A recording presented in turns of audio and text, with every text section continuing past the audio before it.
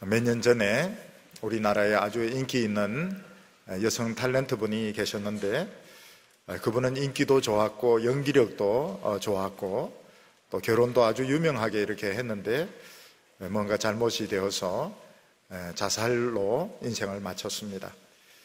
그분의 가족들 또 오빠든 정말 자기 동생을 지켜주지 못하고 자기 딸을 지켜주지 못했다고 애통을 했습니다. 우리가 어렸을 때 동생이 다른 사람에게 매를 맞거나 괴롭힘을 당하면 쫓아가서 혼을 내어주고 동생을 지켜줄 수 있습니다.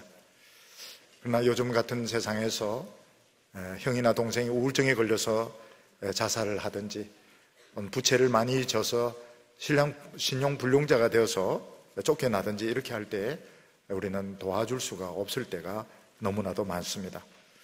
더욱이 세월호라고 해서 배에 한꺼번에 많은 학생들이 죽어갈 때 친구는 도와주지 못했고 또 부모는 자기 딸이나 아들을 도와주지 못했습니다.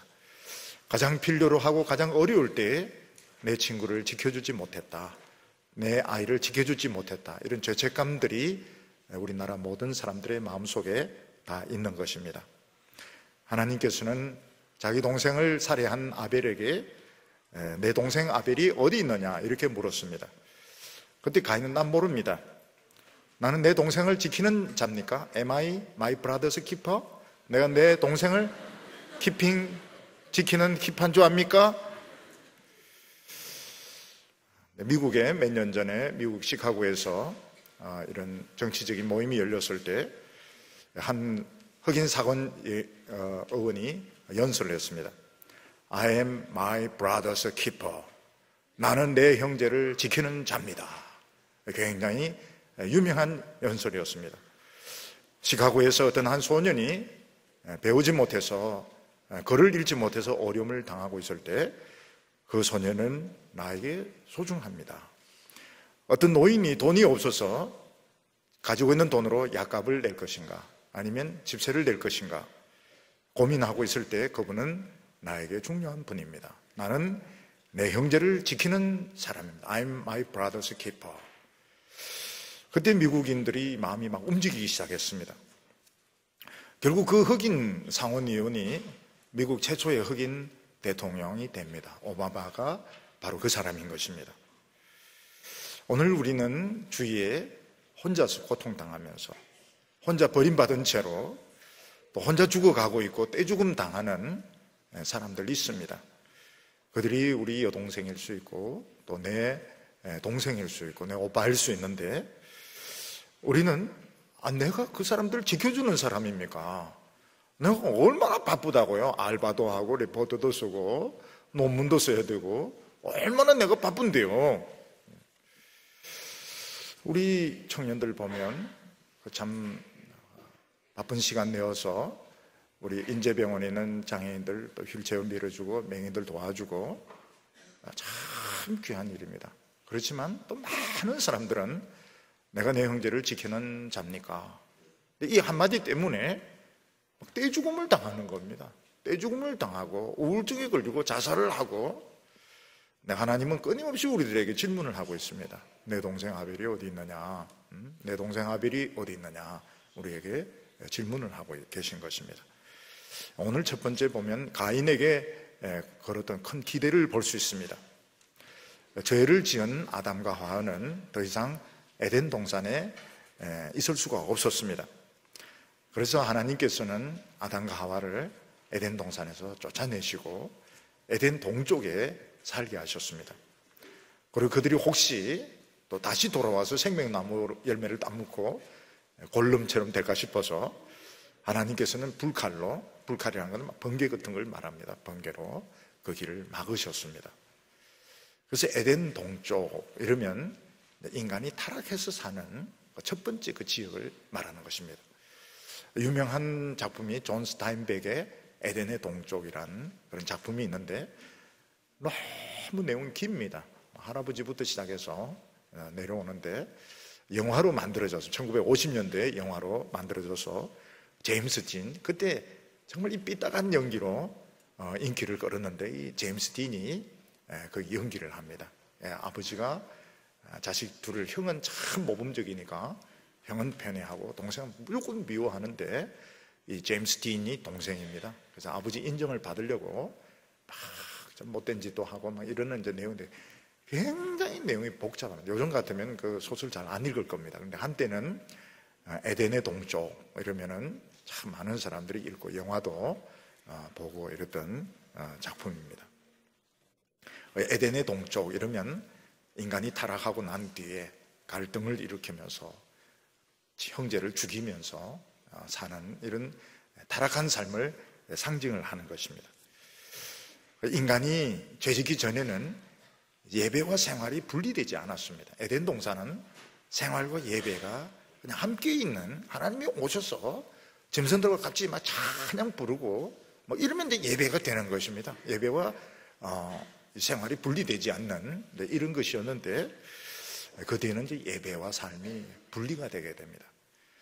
참 부러운 것이 뭔가 하면, 전에 한 영화를 읽어봐요. 물론 영화니까 그게 가능하죠. 뉴욕의 이런 그 음악원에서 그 청년들이 그냥 모이면 막 춤을 추고 막 연주하고 막 피아노 치고 기타 치고 막 댄싱하고, 이 젊은이들은 막 춤, 뮤직하고 생활이 분리가 되지 않은 겁니다. 그냥 모이면 댄싱하고 노래 부르고, 그것도 아주 수준 높은, 근데 이러고 또 뭐 흩어지기도 하고, 참 그 젊음이라고 하는 것이 참 이렇게 음악을 사랑하고, 생활이 음악이고 음악이 생활이구나. 그런데 여기 에덴 동산이 그렇습니다. 에덴 동산은 예배와 삶이 그냥 함께 어우러져 있는 곳이었는데, 인간이 죄 짓고 나서는 이게 분리가 되게 됩니다. 오늘 이 창세기 4장 1절에 보면, 아담이 그 아내 하와와 동침함에 하와가 임신하여 가인을 낳고 이르되 내가 여호와로 말미암아 덕남하였다 하니라. 아담과 하와가 에덴 동산에 있을 때는 아기를 가지지 않았던 것 같습니다. 너무 순수하고 몸은 성인이지만 그들의 이런 상태는 어린아이와 같기 때문에 아이를 가지지 않았던 것 같아요. 근데 그들이 에덴 동산에서 쫓겨나고 난 뒤에는 이제 성에 대해서 알게 되고 임신해서 첫 아이를 낳게 되는데, 그 아이 이름을 이제 가인이라고 지었습니다. 이 가인이란 이름은 여호와로 말미암아 아이를 낳았다, 이런 뜻을 가지고 있습니다. 여호와로 말미암아, 하나님이 가인을 주셨다, 또는 하나님이 도와주셨다, 이런 뜻을 가지고 있습니다.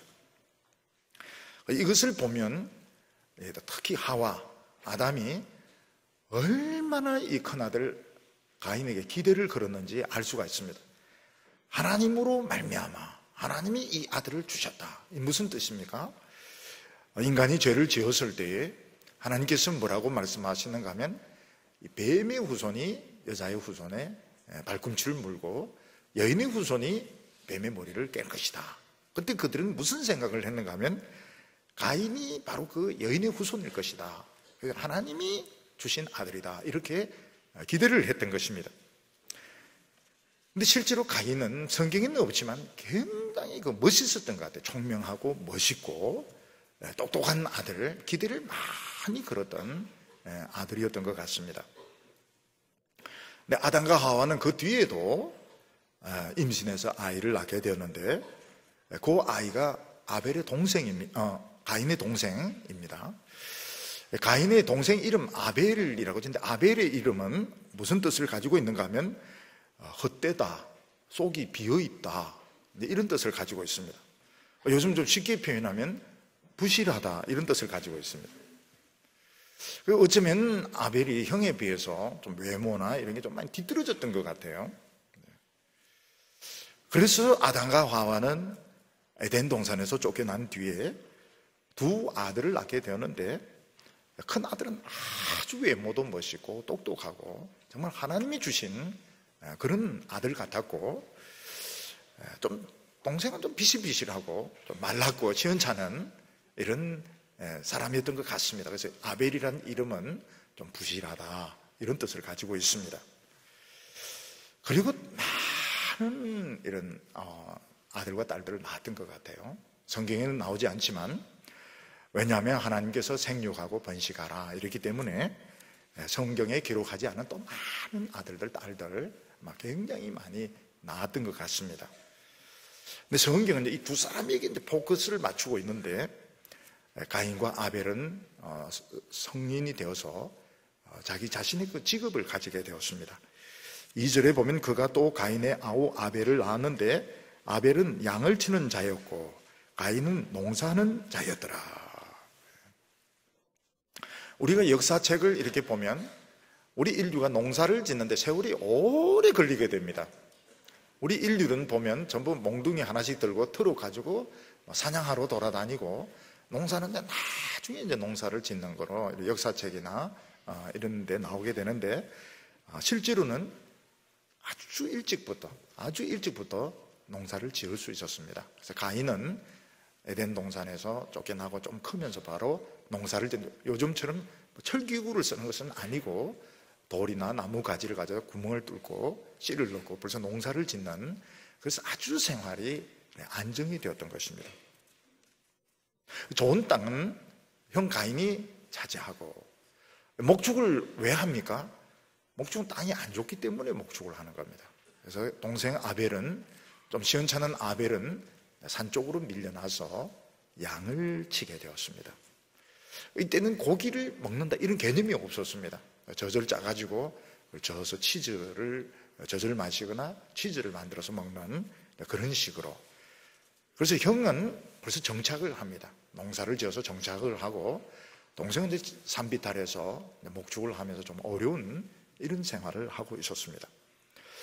근데 세월이 지난 후에 이 아들은 각각 또 하나님께 제사를 드리게 됩니다. 3절과 4절 보면 세월이 지난 후에 가인은 땅의 소산으로 제물을 삼아 여호와께 드렸고 아벨은 자기의 또 양의 첫 새끼와 그 기름으로 드렸더니 여호와께서 아벨과 그 제사를 받으셨으나, 세월이 흐른 후에 이 두 사람은 이제 성인이 되었습니다. 성인이 되고 또 나름대로 생활이 좀 안정되면서 그들 각자 자기 나름대로 하나님께 제사를 드리게 됩니다. 어떻게 이들이 하나님께 그 제사 드리는 것을 알게 되었을까? 어떻게 하나님께 제사 드리는 것을 알게 되었을까? 이 두 아들은 서로 다른 방법으로 제사를 드리고 또 그 결과도 달랐습니다. 큰 아들 가인은 곡식을 가지고, 자기가 농사지은 곡식을 가지고 그 곡식을 하나님께 바치는, 태우고 이런 것은 아니고 하나님께 바치는, 아니면 음식을 만들어서 바치든지 곡식 제사를 드렸습니다.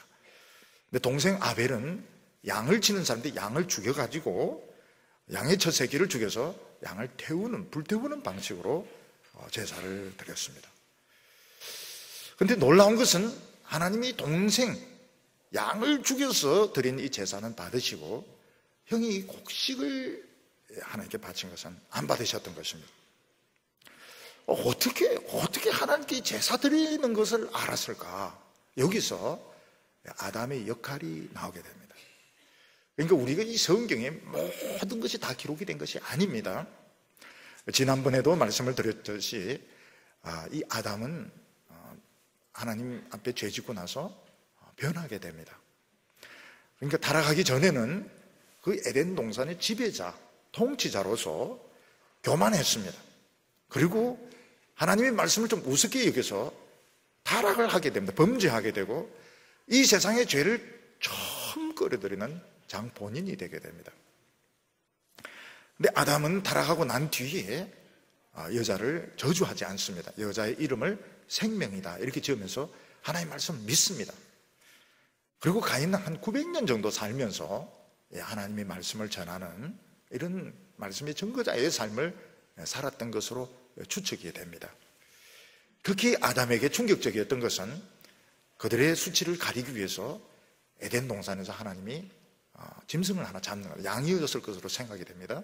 짐승을 하나 잡아가지고 짐승이 그 가죽을 벗겨서 남자와 여자의 옷을 만들어 주셨고, 그리고 성경에 기록이 되지 않았지만 하나님은 아담에게 제사법을 가르쳐 주신 것 같습니다.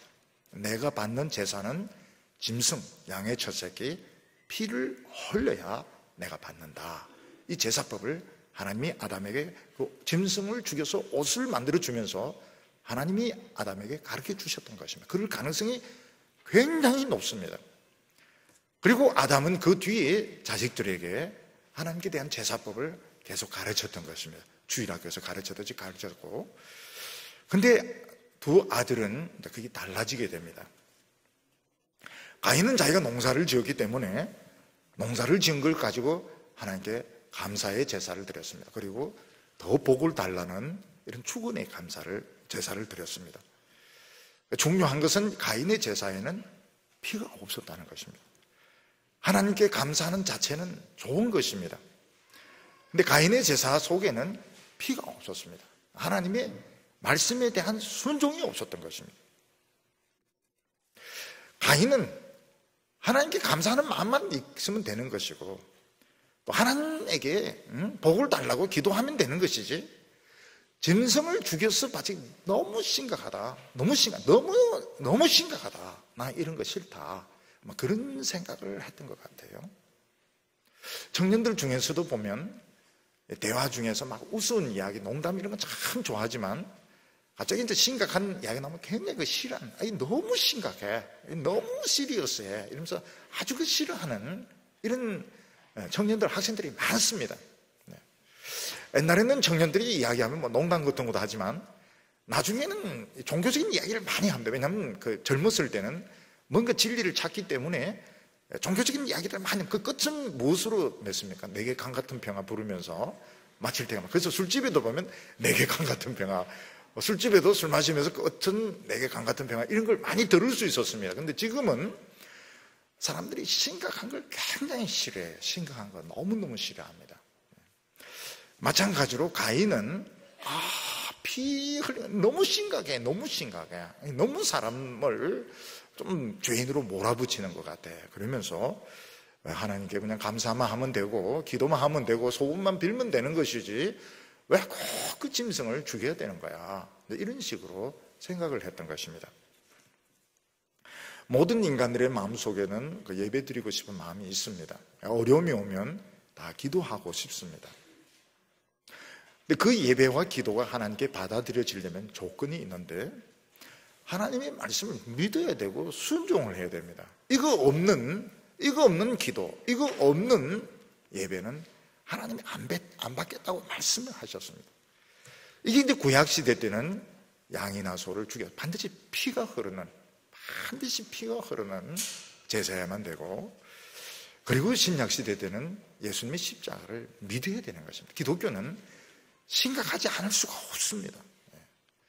의대를 처음에 지원하는 사람들 보면은 흰 가운 입고 너무 존경스러워서 가지만 결국 의사가 되려면 피를 봐야 됩니다. 피를, 환자를 주사로 찔러야 되고 칼로 째야 되고 막 피 막 흘리고 들어온 사람을 받아서 닦아줘야 돼요. 결국은 피를 못 보면 병원 일을 할 수가 없습니다. 병원 일은 고상하지 않습니다. 고상하지 않고 정말 피가 막 흐르는, 수유를 하기도 하고 피를 흘리기도 하고, 마찬가지로 기독교도 마찬가지입니다. 기독교도 고상하지 않습니다.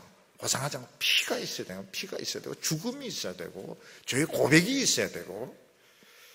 근데 가인은 나 그거 너무 심각하다, 나 그거 싫다, 그래서 그냥 곡식으로 하나님께 제사를 드렸는데 하나님 그걸 받지 아니하셨습니다.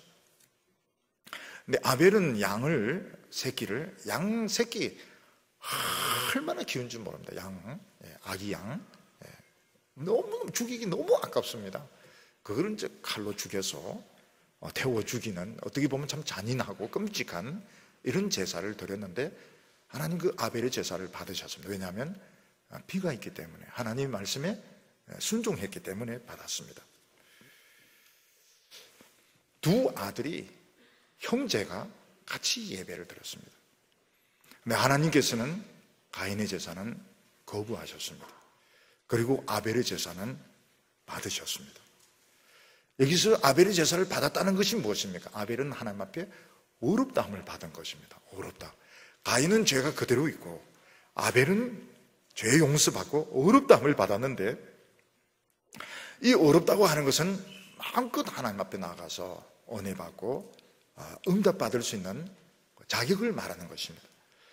우리가 세상에서 의롭다 하면 남들이 하지 않는 희생을 하는 사람을 의롭다, 의인이다 이러지만 하나님 앞에 의인은 죄 용서받고 마음껏 은혜 받고 기도하고 응답받을 수 있는 자격을 의롭다고 말하는 것입니다. 이 세상 사람들은 다 복을 누리고 있지만 하나님 앞에 나아갈 수 있는 자격이 없습니다. 이 세상에 던져놓은, 이 세상에 흩어져 있는 복은 주어서 내 것으로 만들 수 있지만 하나님 앞에 나가서 새로운 복을 요구할 권한이 없습니다. 왜냐하면 이 의롭다함을 받지 못했기 때문입니다. 우리는 이 예배를 드리면서 하나님 앞에 가서 새로운 축복을 받아야 됩니다. 새로운 축복을 요구할 수 있습니다. 새로운 복을 주세요. 이 세상에 없는 것 새로운 복을 주세요. 근데 그렇게 할 수 있으려면 하나님 말씀을 믿어야 됩니다. 믿고 순종을 해야 되는 것입니다. 오늘 여기 두 번째로 보면 가인의 분노가 나오게 됩니다. 가인은 자기 제사가 하나님께 거절당했다는 것을 알게 되었습니다. 이게 이제 마음속으로 이걸 느꼈는지 아니면 그 아벨이 하는 말을 듣고 자기 제사가 거절당했다는 걸 알았는지 그건 분명치가 않습니다. 근데 가인은 하나님이 자기 제사를 안 받으셨다는 걸 알고는 굉장히 그 분노를 내게 됩니다. 5절에 보면 가인과 그 제물은 받지 아니하신지라 가인이 심히 분하여 안색이 변하니. 가인은 뭐 제사 드리는 것은 좋았는데 그 뒤에 하나님이 내 제사는 안 받으셨다. 아벨의 제사도 안 받으면 좋은데 아벨의 제사는 받으시고 하나님 내 제사는 안 받으셨다. 막 아벨은 기쁨에 충만합니다. 아벨은 막 죄 용서 받았네 기뻐하는데 가인의 마음속에는 아무 변화가 없었습니다. 내 제사를 거절하셨구나. 그러면서 이제 얼굴색이 변하는데 얼굴에 웃음이 없어지게 되고 마음속에 기쁨이 없어지게 되고 굉장히 화가 난 이런 상태에서 가인이 있게 된 것입니다. 사람들이 왜 화가 납니까? 누가 나를 거절했기 때문에, 누가 나를 정당하게 대하지 않았기 때문에 화가 나는 것입니다. 우리 모든 인간들은 다른 사람으로부터 존경을 받고 싶습니다. 다른 사람으로부터 사랑을 받고 싶습니다. 근데 내가 무슨 이야기 했는데 남이 거절하고 남이 무시하면 화가 나는 것입니다. 요즘 청년들 중에서 보면 막 화내는 게 보니까 문자를 보내는데 답이 없을 때 감히 내 문자를 씹었어? 이러면서 막 가인처럼 막 분노를 내는 걸 볼 수 있는데 아마 가인은 지금까지 살면서 한 번도 다른 사람에게 거부를 당한 적이 없었던 것 같아요. 워낙 사람이 똑똑하고 유능하고 이러니까 뭐 하자는 대로 다 해줬던 것 같습니다. 가인은 처음으로 하나님으로부터 딱 거절을 당합니다. 너 제사를 나 인정해 줄 수 없다. 화가 팍 나는 거예요. 늘 시험에 좀 떨어지기도 하고 이런 사람들은 막 시험에 떨어져도 늘 떨어졌으니까 뭐 이러지만 딱 한번 시험에 떨어지면 굉장히 실망을 하게 됩니다. 감히 너가 날 떨어뜨려, 감히 나를 떨어뜨려, 나를 우습게 알아서 무시해서 막 화가 나는 겁니다. 그래서 어렸을 때는 보면 막 모름지기 좀 욕도 얻어먹고 좀 거절도 당하고 이런 경험들이 좀 필요한데 딱 한 명 키우고 너무 똑똑하고 너무 예쁘고 너무 잘나고 이러면은 부모님이 거절을 안 하는 겁니다. 그렇게 하다가 시험에 한번 딱 떨어졌을 때, 뭐 남들로부터 거절 당했을 때, 뭐 데이트에 뭐 안 나왔을 때 참을 수 없는 분노를 느끼게 되는 것입니다. 근데 가인은 그렇게 분노할 필요가 없습니다. 왜냐하면 처음에 드린 제사가 틀렸으면 다음에 바른 방법으로 드리면 되는 겁니다. 제사 한번 거절당했다고 인생 끝난 거 아닙니다. 하나님이 뭘 원하셨는가? 피가 있는 걸 원하셨다. 또 하나님은 중간에 아벨을 제사장으로 세우기로, 그러면 아벨 찾아, 야 너가 좀 제사 드려주라, 뭐 이래 하면 되는 건데 한 번 딱 거절당하고 나서는 굉장히 화가 나서 이 화를 참지 못했던 것입니다. 그래서 하나님이 가인이 너무 아까워서 하나님 가인을 찾아오십니다. 6절에 여호와께서 가인에게 이르시되 내가 분하여 하면 어쩌미며 안색이 변하면 어쩌미뇨 내가 선을 행하지 아니하면 어찌 낯을 들지 못하겠느냐? 선을 행치 아니하면 죄가 문에 엎드려 있느니라. 죄가 너를 원하나 너는 죄를 다스릴지니라. 하나님이 가인을 보니까 얼굴이 딱딱하게 굳어져 있고 얼굴이 막 뻘겋게 달아올라 있고 웃지를 않습니다. 하나님께서 참 상태가 참 가인의 상태가 참 심각하구나. 그래서 하나님께서 찾아와서 상담을 하지. 너 왜 그래? 얼굴색이 안 좋으냐? 너 얼굴색이 왜 안 좋냐? 고개를 탁 쳐박고 다니는데, 왜냐면 하나님 보기 싫어가지고, 하나님 꼬라지 보기 싫어가지고 고개를 팍 쳐박고 다닙니다. 하나님께서는 너 그 화낼 필요는 뭐 있냐? 제사 틀렸으면 바른 방법으로 하면 되는 것이지 왜 그렇게 고개를 쳐박고 막 얼굴색이 딱딱해서 다니느냐?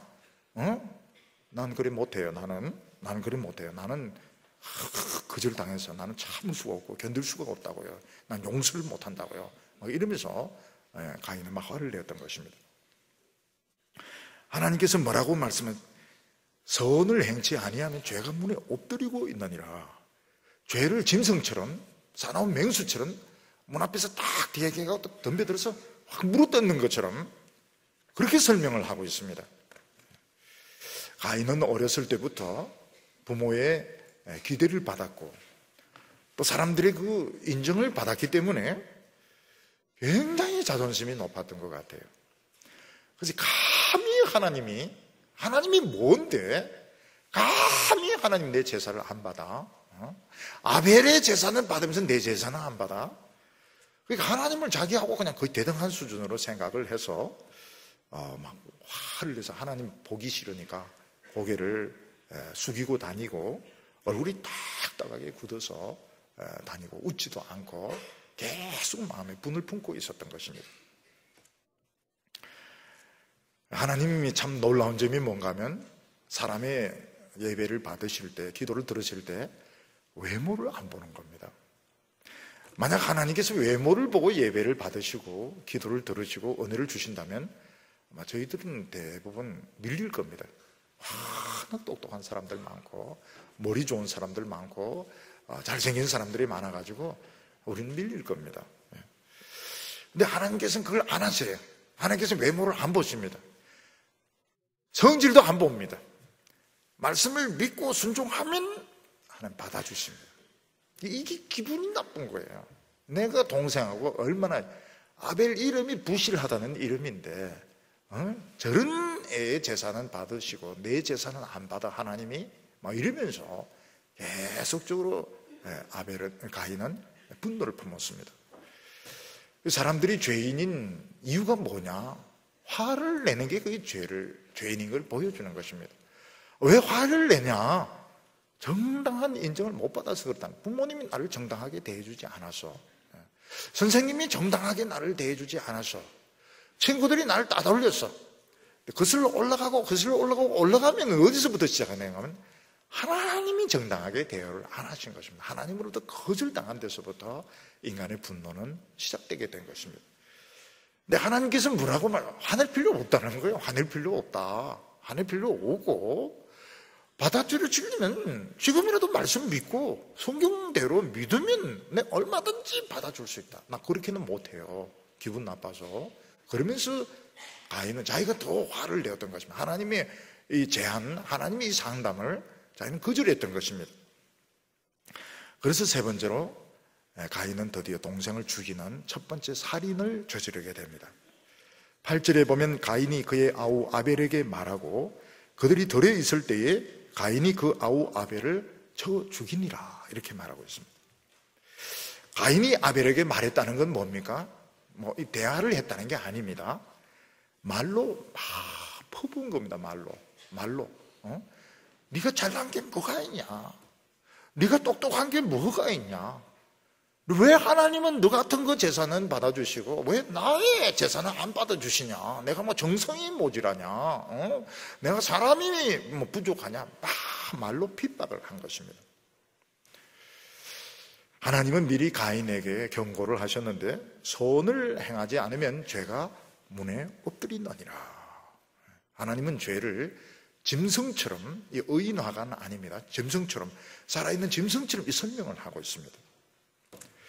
집에 잘못, 집 밖에 개나 맹수가 있는데 모르고 나가면 웅크리다 막 덤벼들어서 목을 물든지 가슴을 물든지 이러면은 상처를 입고 죽게 됩니다. 죄라고 하는 건 그런 겁니다. 죄는 그냥 가만히 있습니다. 가만히 있다가 그냥 생각지 않게 덤벼들어서 무르들어서 사람을 죽이는 것입니다. 근데 문제가 뭔가 하면 모든 사람 속에 짐승이 다 들어있는 겁니다. 짐승이. 한 번은 우리 교인들이 교도소에 그걸 갔는데 이 전도도 하고 또 위문하러 갔는데 그 살인을 한 사람이 살인할 것 같지가 않아요. 너무 얌전하고 너무 착한 사람인데 살인자인 겁니다. 보면 왜 그렇습니까? 짐승이 막 설친 거예요. 짐승이 막 덤비니까 화를 참지 못해서 다른 사람을 살해하고 자기 자신도 사형을 기다리고 있는 그런 형편에 있었습니다. 문제는 뭔가 하면 평소는 다 괜찮아요. 다 얌전합니다. 그냥 정상적입니다. 근데 안에 있는 그 짐승이 자극을 받으면 자극이 술일 수도 있습니다. 술이 참 위험하고 폭력적인 영화나 또 포르노 영화 이런 것들 다 자극이 됩니다. 아니면 약을 올리든지 이러면 이 발동을 하면서 남을 공격하기도 하고 성추행을 하기도 하고 못된 짓을 도둑질 물건을 훔치기도 하고 사람들 마음속에 다 짐승이 있는 것입니다. 왜 예수님이 필요하냐? 왜 멀쩡한 사람들이 예수를 믿어야 되느냐? 아니, 짐승이 다 있는 겁니다. 짐승이. 십자가로 이걸 죽일 수 있습니다. 십자가로. 드라큘라 죽이듯이 십자가로 안에 있는 짐승을 죽일 수 있습니다. 우리가 예수 믿는 이유는 우리 자신이 굉장히 위험하다는 걸 알기 때문에, 내 자신이 굉장히 위험하다는 걸 알기 때문에 우리는 예수님이 필요하고 하나님의 사랑이 필요한 것입니다. 근데 가인은 하나님 말씀을 우습게 한다. 아니, 무슨 짐승이 있다고 그래요? 난 짐승을 발로 차버리면 되는데요. 그런데 어느 날 이게 안에서 막 분노가 막 폭발을 하게 됩니다. 그 사람이 이제 화가 나면 그 사람과 같은 하늘 아래에 있고 싶지가 않습니다. 같은 하늘 아래에 있고 싶지가 않아요. 그게 뭔가 하면 벌써 사리를 느끼는 겁니다. 사리를. 예.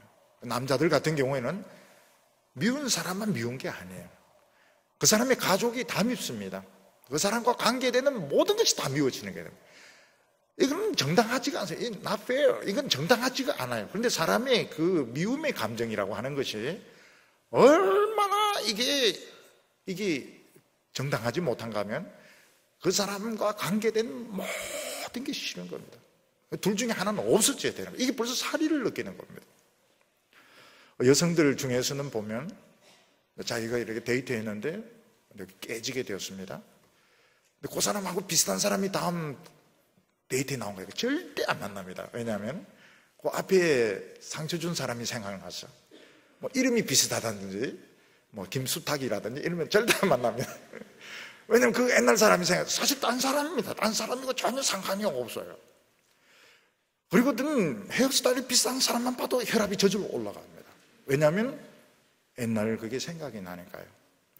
교회 상처를 받았습니다.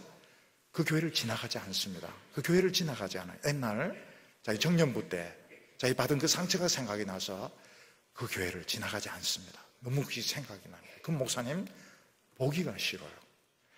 그러니까 우리가 보면 참 이 분노의 감정이라는 것이 굉장히 참 공정할 것 같은데 공정하지 않습니다.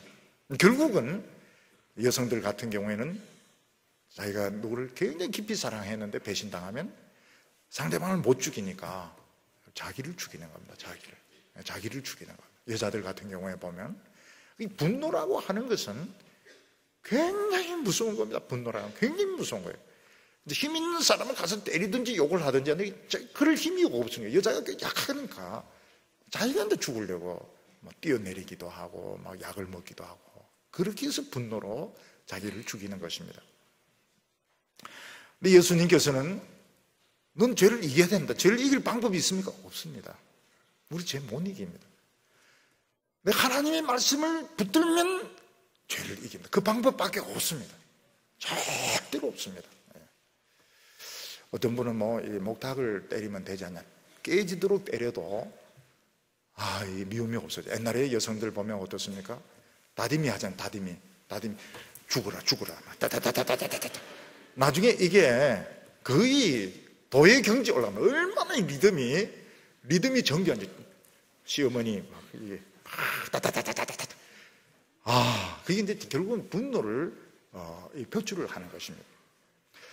제가 목회를 하면서 이거 안 되겠다, 스트레스 받아서 안 되겠다, 테니스를 치자. 공이 사람 머리로 보이는 겁니다. 이게 막 서브를 하는데 이를 악물고 이거 안 되겠다, 이건 참 시험 드는 거구나. 공을 차야 되겠다. 공은 더 이거 막 공을 막 죽으라고. 이거 안 되겠다. 수영을 해야 되자. 물 안에 보이는 거는 핥히면서 누나를 뽑으면서 이걸 보니까 목사도 그럴 때가 있는데 얼마나 이 분노의 감정이라고 하는 게 이 사람에게 있어서致命적인지 몰라요. 거절당했을 때. 난 오빠가 좋았는데 다른 애하고 딱 보는 데서 팔짱 끼고 나가면 막 치가 떨리면서 저주가 나오면서 방법이 없습니다. 죄를 이겨야 되는데 이길 수가 없어요. 근데 하나님 말씀 들으면 눈물이 납니다. 지가 뭔데 막 이러면서 결국은 이게 가라앉아집니다. 이게 하나님의 말씀의 능력인 겁니다. 근데 가인은 무슨 소리 하세요? 나는 다 컨트롤 할 수 있다고요. 근데 동생을 보니까 이제 분노가 일어나서 말로 막 퍼붓는 겁니다. 말로 핍박하는 겁니다. 그래도 안 되니까 어느 순간 돌인지 몽둥이인지 들어서 쳐서 죽이고 땅에 파묻어 버렸습니다. 그래 하나님이 묻습니다. 9절에 여호와께서 가인에게 이르시되 내 아우 아벨이 어디 있느냐? 그가 가로되 내가 알지 못하나이다. 내가 내 아우를 지키는 자입니까? 참, am I my brother's keeper? 내가 내 동생을 지키는 자입니까? 동생을 죽여놓고 난 모릅니다. 다 큰 녀석인데 내가 동생을 24시간 지키고 있어야 됩니까? 난 모릅니다. 사실은 동생 24시간 지켜줄 수 없습니다. 우리 어렸을 때 같이 초등학교 다니고 중학교 다니고 이럴 때는 지켜줄 수 있습니다. 동네에 애들이 막 건드리거나 이렇게 하면 가서 때리고 동생을 지켜줄 수 있습니다. 요즘은 우울증으로, 같은 동생 형이 우울증으로 막 힘들어할 때, 결국 자살을 할 때 지켜주지 못합니다. 사고로 너 수행여행 떠난다, 학교 MT 간다. 근데 생각지도 못했던 사고 당해서 내 동생, 내 형제가 죽을 때 지켜줄 수가 없습니다. 한 번은 미국에서 누가 저한테 전화를 했습니다. 보니까 제가 아는 친척입니다. 아주 옛날에 어린 애였는데 결혼해서 막 울면서 저한테 전화하면서 자기 아버지 지금 간암에 걸려서 지금 죽어가고 있는데 부목사님 하나 보내달라는 겁니다. 지금 안 가면, 지금 이대로 죽으면 지옥 가니까 꼭 부목사님 한 명 보내줘서 예수 믿게 해달라고, 다른 자기 아버지를 지키려고 하는 겁니다. 그래서 부목사님 보냈습니다. 세 가지 부목사님 보냈습니다. 그분 또 믿겠다고 그래요. 그래서 그 침상에서 영접을 했습니다. 예수님 영접을 하고, 그리고 그 얼마 한 6개월 사시다가 돌아가셨어요. 이 딸들은 보니까 자기 아버지를 지키는 겁니다. 저희 교회 어떤 청년은 아버지가 그렇게 세례를 안 받으려고 그러세요. 근데 그날 세례식이 있는 날인데 아버지를 속이고 데려온 겁니다. 아버지 어디 데이트 갑시다 이러면서, 그래 가자 했는데 교회로 데리고 와가지고 세례를 받으시라고. 아버지 세례 받았어요. 아버지가 세례 받았습니다. 근데 그 자매가 기도를 얼마나 많이 했는지 몰라요. 그냥 아버지가 순종해서 세례를 받도록 세례 받았습니다. 그 기분 굉장히 좋다고 그래요. 자기 굉장히 기분 좋다고. 근데 교회 올 때까지만 해도 자기 세례 받으러 온 줄 몰랐다 그래요. 그 딸하고 저만 알고 있는 겁니다. 저만 알고 있고 그냥 모르고 따라왔다가 세례 받은 게 아니고 세례를 당하고 간 겁니다. 오늘 우리 주위에 보면 사랑이 너무 무관심해서 조금만 관심을 가지면, 조금만 규칙을 지키면 수백 명을 살릴 수 있는데 너무너무 무관심하기 때문에 너무너무 사랑이 없어서 사람들이 막 죽습니다. 이 건물이 가건물 위에 눈이 이렇게 쌓이면 무너집니다. 그럼 손님 안 받아야 돼요. 손님 받습니다. 왜냐하면 이익 때문에. 배는 복원이 굉장히 중요합니다. 복원이 굉장히 중요합니다. 그래서 태평양 같은 데 보면 배가 앞머리가 물에 팍 들어가도 올라옵니다. 이 복원이 중요한데 물을 빼버려요. 짐 더 실으려고. 이거는 정말 무관심하고 생명에 관심이 없는 것입니다. 하나님이 묻습니다. 내 동생이 어디 있느냐? 내 형제가 어디 있느냐? 모릅니다. 내가 내 동생을 지키는 자입니까? 굉장히 무서운 말이죠. 오늘도 하나님은 우리에게 묻고 있습니다. 너 형제가 어디 있느냐? 아벨이 어디 있느냐? 모릅니다. 저는 지금 알바도 해야 되죠. 아르바이트 레포트도 써야 되죠. 또 논문도 써야 되죠. 내가 한번 내 동생을 지키는 자입니까? 그런 가운데 자살을 하는 사람이 있고, 그런 가운데 막 두들겨 맞는 사람이 있고, 그런 가운데 막 사고를 당하는 사람이 있는 것입니다. 어떤 청소년이 막 두들겨 맞으면서 자살할까 말까 그걸 아무도 봐주지 않은 거예요. 부모님도 돈 벌러 가시고요, 형아도 없고 친구도 없고, 결국은 투신 자살을 해버리는 겁니다. 그래서 오늘 우리들이 생각해야 될 것이 뭔가 하면, 하나님은 이제 질문하고 있는 겁니다. 내 약한 동생 아벨이 어디 있느냐? 내 동생이 어디 있느냐? 오늘 모든 사람들은 내일 바쁩니다. 나도 먹고 살아야 되죠. 예? 내가 아벨을 24시간 지키는 자입니까? 근데 그게 참 인간의 비참한 모습인 겁니다. 결국은 자기도 당할 수가 있는 것입니다. 그래서 우리는 알바도 해야 되고, 레포트도 써야 되고, 또 취직도 해야 되지만, 제일 중요한 게 부흥에 불을 붙이면, 부흥이 일어나면 사람의 마음이 강팍해지지가 않습니다. 부흥에 불이 있으면 사탄이 그렇게 역사를 하지 못합니다. 그리고 보면 소외된 사람들이 있습니다. 우리가 소외된 사람 사랑하고 결혼하고 연인해, 그런 뜻이 아닙니다. 그렇게 할 필요가 없어요. 그렇지만 말이라도 좀 걸어주고, 너 뭐가 힘들어? 응? 야, 너 참 오늘 잘 왔다. 여기 빵 있는데 너 좀 먹어볼래? 우리는 약간의 친절이 무슨 완전한 책임으로 변할까 싶어서 막 그걸 꺼려하고 이러는데, 그건 잘못된 생각인 겁니다. 조금 말을 한번 걸어준다든지, 먹을 걸 좀 나눠준다든지, 애인이 되고 사랑을 하고 그런 걸 요구하는 하나님이 아니십니다.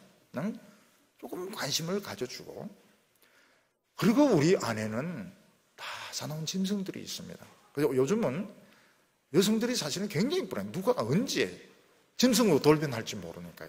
선배님이 또는 선생님이 지내던 친구가 언제 나를 해치는 사람으로 덤벼들지 모르니까 사실은 굉장히 이 불안한 이런 세상에 살아가고 있는 것입니다. 근데 이거를 이길 수 있는 것은 하나님 말씀밖에 없어요. 참는다고 해서 되는 것도 아니고, 하나님의 말씀이 이 짐승을 죽입니다. 그래서 상처받지 않고 우울증에 걸리지 않고 또 희생당하지 않는 참 이 형제를 나름대로 지켜주는 우리 청년들 다 되시기를 바랍니다. 기도드리겠습니다. 사랑이 많으신 하나님 아버지, 외로울 때 우리를 찾아와 주셔서 우리의 친구가 되시고 위로자가 되어 주시며, 우리의 마음이 싸늘하게 식어 있을 때 찾아오셔서 우리의 마음을 뜨겁게 해주심을 감사합니다.